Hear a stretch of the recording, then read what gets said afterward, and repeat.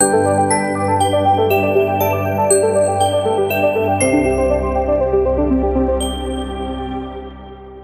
back. We're going to take all of the same context that we have generated within this one conversation in order to generate a content starter for a message to affiliate marketers to promote the product that is now being released.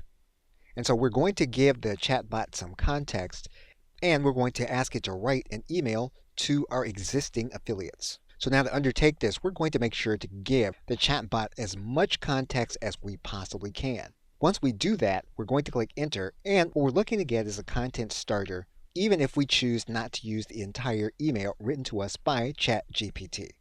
We're now going to click enter. And we have been given an error message, so what we're going to do is we're going to copy this information, and we're going to hit the F5 button. And we're going to come back, and we're going to try to repaste the same information. And we're going to hit enter to see if our query is going to be answered.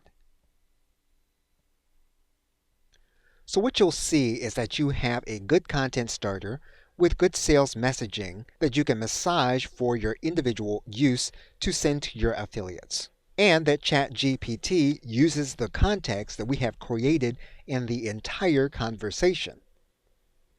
Okay, so with that, thanks, and I will see you in another video.